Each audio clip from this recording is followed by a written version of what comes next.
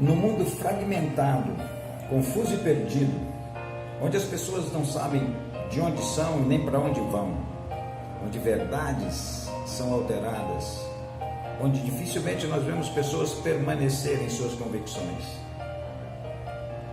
Jesus se oferece como uma rocha, como uma porta, como o caminho, como a verdade, como a luz, como o pão da vida e luz do mundo. Aqueles que permanecem nele vão alterar a sua vida. O mundo fragmentado e perdido precisa de pessoas convictas, que permaneçam. Nós permanecemos em Cristo. E esse é o nosso caminho, de permanecer nele, de permanecer na sua luz, de permanecer no seu caminho.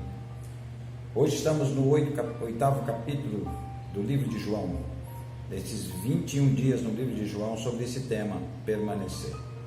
Vale a pena permanecer em Cristo, porque Ele é inalterável nos seus valores e princípios, inalterável na sua verdade. Ele é movido pela sua compaixão, movido pelo seu amor por nós, mas Ele não altera os seus valores. No capítulo 8, nós temos uma mulher surpreendida em adultério. E os fariseus, os escribas, eles aproveitam essa oportunidade para tentar Jesus. Eles colocam Jesus numa situação que eles pensam ser complicada. Para Jesus não. Mas eles pensam, vamos complicar Jesus aqui, vamos tentá-lo. E eles colocam algumas situações nessa situação dessa mulher surpreendida em adultério. Primeiro porque eles queriam que Jesus condenasse essa mulher à morte. E se Jesus fizesse isso, ele iria contra a lei do Império Romano, que exigia para si, para o Império Romano, o direito de tirar ou dar a vida. Segundo, eles trazem uma mulher que foi surpreendida em adultério sem a presença do homem. E a mesma condenação que seria para a mulher também seria para o homem. Então Jesus estava entre um dilema: se condenasse a mulher contra a lei do Império Romano, se não a condenasse contra a lei de Moisés. Então Jesus, ele começa a escrever no chão, a famosa cena. E enquanto ele escreve, ninguém sabe o que Jesus estava escrevendo ali. Não há nenhum relato dessas palavras de Jesus que foram escritas. Alguns querem dizer isso ou aquilo, mas não há um relato preciso. Aliás, não há relato nenhum sobre isso. Mas Jesus começa a escrever no chão e ele então lança a seguinte palavra. Ele diz: aquele que não tiver pecado, lance a primeira pedra. Aquele que dentre vós estiver sem pecado, seja o primeiro que lhe atire a pedra. Versículo 7. Versículo 7. Na lei de Moisés, a testemunha que tinha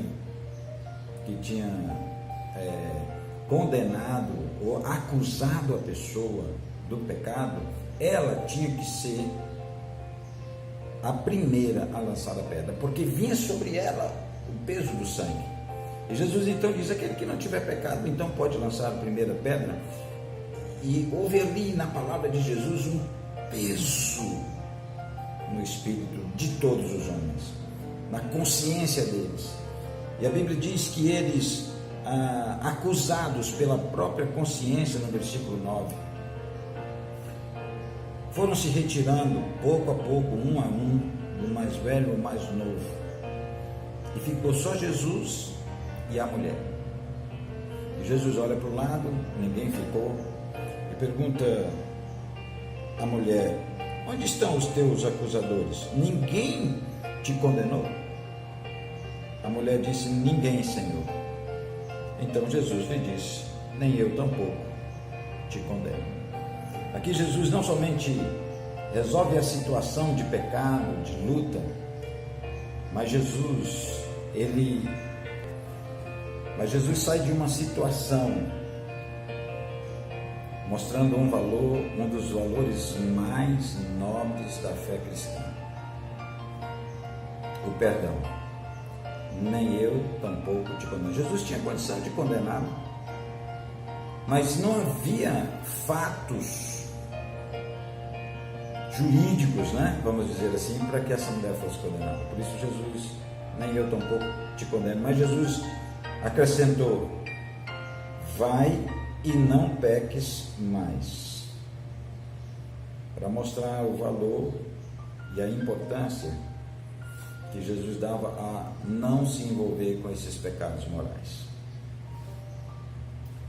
Logo em seguida, Jesus faz uma declaração.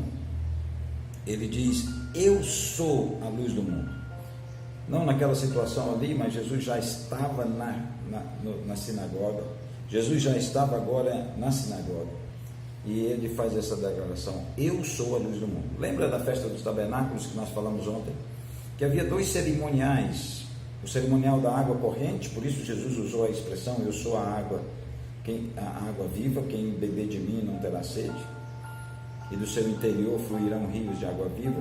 Aqui também havia um outro cerimonial na festa do tabernáculo, que era o cerimonial de acender as lâmpadas, as candeias, simbolizando a coluna de fogo que conduzia o povo de Israel no deserto. Jesus disse: eu sou a luz do mundo. Aquela luz apontava para uma luz, era a sombra da luz que haveria de vir, e essa luz era Jesus.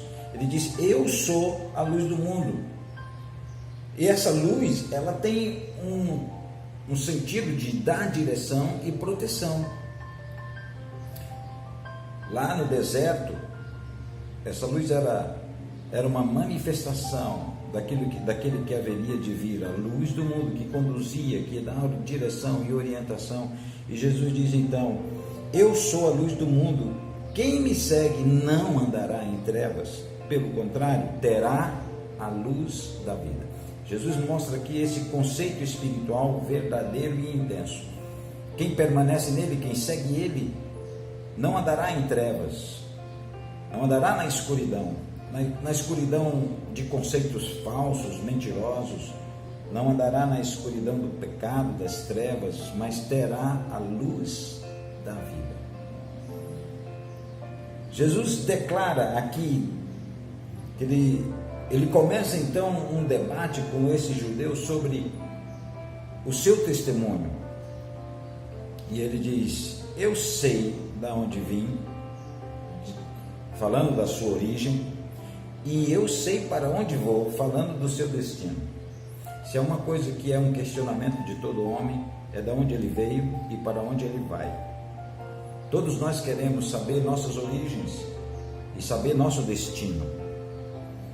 Jesus está dizendo: eu tenho convicção, certeza, consciência de onde vim. Eu vim do céu, eu vim do alto. Ele vai falar disso. Vocês são cá de baixo, eu sou lá de cima. Jesus sabia quem ele era, de onde ele vinha e para onde ele estava indo. Quem tem essas convicções não perde o foco. Nós nos originamos em Deus e o nosso destino é voltar para Deus. Jesus é a luz do mundo que ilumina o caminho que devemos seguir para nos aproximar, para entrar no santíssimo lugar. Nós vamos ver esse processo do tabernáculo do Antigo Testamento com a visão de Jesus que tabernaculou entre nós. O nosso propósito é saber quem somos, reconhecer nossa origem e saber para onde vamos. E Jesus, nesse debate com os judeus, ele acrescenta: eu sou. Ele usa 2 vezes essa expressão, eu sou, quando ele diz eu sou a luz do mundo, e lá no final, quando Jesus tem uma consciência de Yahvé, nos versículos 24 a 28, ele diz: eu sou, usando uma expressão do Antigo Testamento. Yahvé, eu sou, falando da sua origem divina e confirmando o seu ensino verdadeiro. Eu sou a luz do mundo, eu sou. No versículo 31, é interessante que os judeus, os escribas, os fariseus, os líderes religiosos da época, ainda respiravam morte contra Jesus, queriam matá-lo, mas mesmo com esse discurso forte, João ainda diz, mas ainda não chegou a sua hora. Quando Jesus termina esse encontro, quando ele, lá no versículo 58, ele afirma de novo, antes de Abraão existir, eu sou. Nessa hora os judeus pegaram em pedras para o matá-lo, mas Jesus se ocultou e saiu do templo. Se ocultou da vista deles, eles não viam mais e ele saiu. Eu sou Yahvé. No versículo 31, depois de alguns terem crido neles, alguns judeus ouvindo esses discursos, esses ensinos novos, creram nele.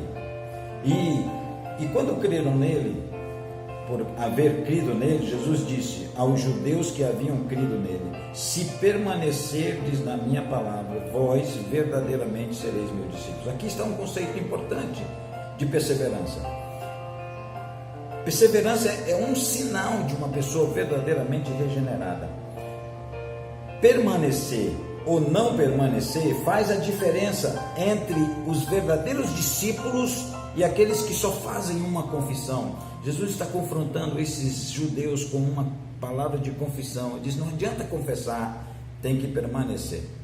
Se verdadeiramente vocês são meus discípulos, permanecer na minha palavra. Então ele diz, no versículo 31, se vós permanecerdes na minha palavra, vós verdadeiramente sois meus discípulos. Nós precisamos permanecer na palavra de Deus.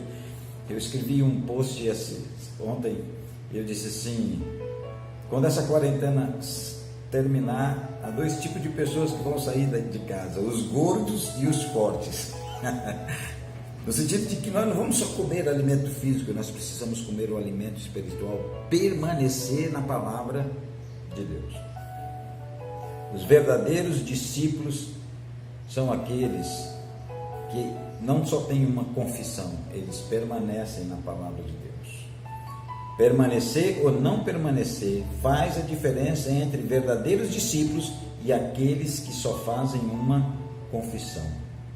Esses homens disseram, nós cremos em você, estamos acreditando nesse ensinamento, mas na hora que Jesus diz que conhecereis a verdade, versículo 32, e a verdade vos libertará, na primeira parte do discurso eles entenderam, vamos permanecer na palavra, mas na segunda eles dizem, nós não somos escravos de ninguém.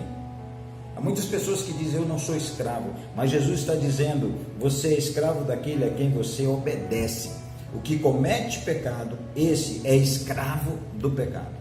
Conhecereis a verdade, não é somente crer na verdade, mas permanecer nela.